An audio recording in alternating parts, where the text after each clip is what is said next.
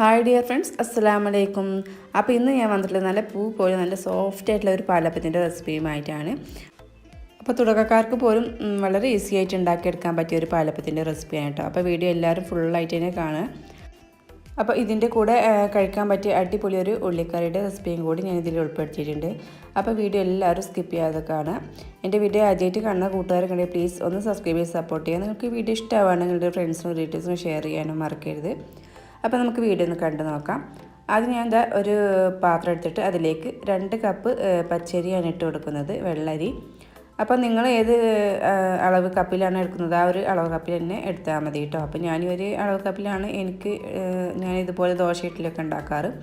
അപ്പോൾ ആ ഒരു അളവിൻ്റെ ആ ഒരു കപ്പിൽ തന്നെയാണ് ഞാൻ ഒരു അരി എടുത്തിട്ടുള്ളത്. പിന്നെ അതിലേക്ക് 1/2 കപ്പ് ചോറ് എടുത്തിട്ടുണ്ട്. പിന്നെ 1 കപ്പ് തേങ്ങ ചിരകിയതും കൂടി ഇട്ട് കൊടുത്തിട്ടുണ്ട്. ഇനി ഇതിലേക്ക് 1 ടീസ്പൂൺ ഈസ്റ്റാണ് ഇട്ട് കൊടുക്കുന്നത്. പിന്നെ ഇതിലേക്ക് 2 ടേബിൾ സ്പൂൺ പഞ്ചസാരയും കൂടി ഇട്ട് കൊടുക്കുന്നുണ്ട്. അപ്പോൾ ഈസ്റ്റ് വല്ലാതെ ഇഷ്ടമില്ലാത്തവരാണെങ്കിൽ ഒരു 1/4 ടീസ്പൂണൊക്കെ ഇട്ട് കൊടുത്താൽ മതി കേട്ടോ. അല്ലെങ്കിൽ നിങ്ങൾ രാവിലെ നമ്മൾ ഈ അരി രാവിലെയാണ് അരച്ചെടുക്കുന്നത്. ഇപ്പോൾ ഇത് തലേ ദിവസം രാത്രിയാണ് ഞാനിത് കുതിർത്തി വെക്കുന്നത് കേട്ടോ.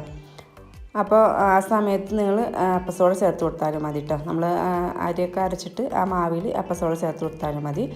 അപ്പോൾ ഞാൻ ഇതിലേക്ക് വെള്ളമൊക്കെ ഇതുപോലെ ഒഴിച്ച് കൊടുത്തത് അതിന് മുങ്ങുന്ന രീതിയിലാണ് വെള്ളം ഒഴിച്ച് കൊടുത്തിട്ടുള്ളത് കേട്ടോ. എന്നിട്ട് അത് അടച്ചു വെച്ചിട്ടുണ്ട്.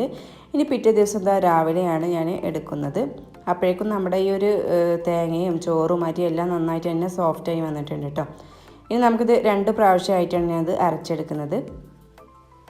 അപ്പോൾ നമ്മളിത് അരച്ചെടുക്കുന്ന സമയത്ത് ഇതിലേക്ക് എക്സ്ട്രാ വെള്ളം ഒഴിച്ച് കൊടുക്കേണ്ട ആവശ്യമില്ല കേട്ടോ. ഈ ഒരു വെള്ളത്തിൽ വേണം നമ്മളിതൊന്ന് അരച്ചെടുക്കാൻ വേണ്ടിയിട്ട്.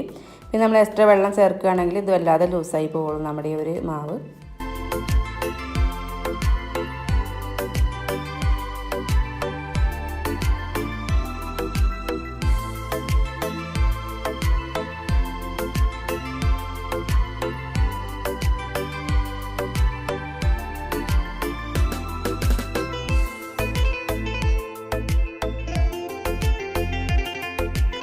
അങ്ങനെ എല്ലാ അരിയും നമ്മൾ ഇതുപോലെ തന്നെ അരച്ചിട്ട് എടുത്തിട്ടുണ്ട് കേട്ടോ.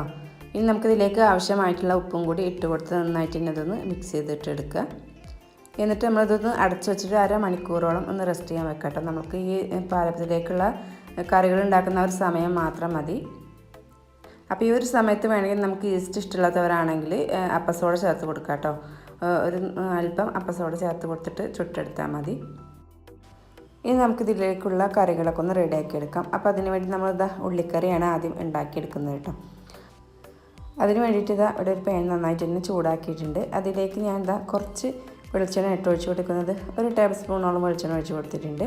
പിന്നെ ഇതിലേക്ക് കുറച്ച് കടുക് ഇട്ട് കൊടുക്കുക. അപ്പോൾ കടുക് നന്നായിട്ട് തന്നെ പൊട്ടി വരുന്ന സമയത്ത് നമുക്കിതിലേക്ക് ആവശ്യമായിട്ടുള്ള ഉള്ളിയാണ് ഇട്ട് കൊടുക്കുന്നത്. അപ്പോൾ വലിയ ഉള്ളി ഞാൻ ചെറുതായിട്ട് അരിഞ്ഞത് 2 എണ്ണമാണ് എടുത്തിട്ടുള്ളത്.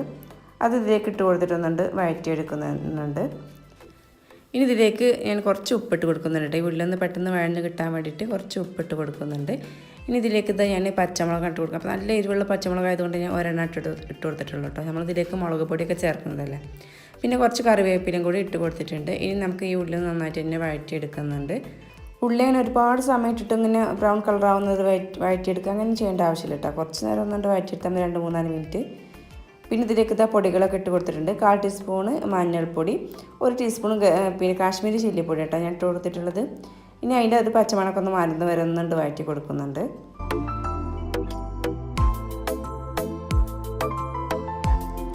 ഇനി ഇതിലേക്ക് തക്കാളിയാണ് ഇട്ട് കൊടുക്കുന്നത്. അപ്പോൾ 2 വലിയ തക്കാളി ഇട്ട് നല്ല അത്യാവശ്യം വലിപ്പമുള്ള 2 തക്കാളി ഇട്ട് കൊടുത്തിട്ടുള്ളത്. അപ്പോൾ ചെറുതാണെങ്കിൽ ഒരു 4 3 ഒക്കെ ഇട്ട് കൊടുത്താൽ മതി കേട്ടോ. എന്നിട്ട് ഇതൊന്നിങ്ങനെ ഇളക്കി കൊടുത്തിട്ട് ഇതിലേക്ക് ആവശ്യമായിട്ടുള്ള ഉപ്പും കൂടി ഇട്ട് കൊടുക്കുന്നുണ്ട്. ഇനി നമുക്കിതിലേക്ക് കുറച്ച് വെള്ളം ഒഴിച്ച് കൊടുക്കാം. ഒരു 1/2 കപ്പോളം വെള്ളം ഒഴിച്ച് കൊടുക്കുന്നുണ്ട്. ഇനി നമുക്കിതൊന്ന് അടച്ച് വെച്ചിട്ടൊന്ന് വേവിച്ചെടുക്കാം. അപ്പോൾ ഇത്രേ ഉള്ളൂ കേട്ടോ. വെന്ത് കഴിഞ്ഞാൽ നമ്മുടെ ഉള്ളിക്കറി റെഡി ആയിട്ടുണ്ട്. അപ്പോൾ നമ്മുടെ തക്കാളിയൊക്കെ നന്നായിട്ട് തന്നെ വെന്തിട്ടുണ്ട്. അപ്പോൾ ഇനി നന്നായി വറ്റിച്ചെടുക്കണമെങ്കിൽ അങ്ങനെയും വറ്റിച്ചെടുക്കാം കേട്ടോ. അപ്പോൾ അധികം വെള്ളം വേണ്ടെന്നുണ്ടെങ്കിൽ നന്നായിട്ട് തന്നെ കുറച്ച് നേരം കൂടി വറ്റിച്ചെടുത്താൽ മതി. അപ്പോഴേക്കും നമ്മുടെ മാവൊക്കെ ഇവിടെ നന്നായിട്ട് തന്നെ പൊങ്ങി വന്നിട്ടുണ്ട് കേട്ടോ. അപ്പോൾ ഇനി നമുക്ക് അപ്പമൊക്കെ ഒന്ന് ചുട്ടെടുക്കാം.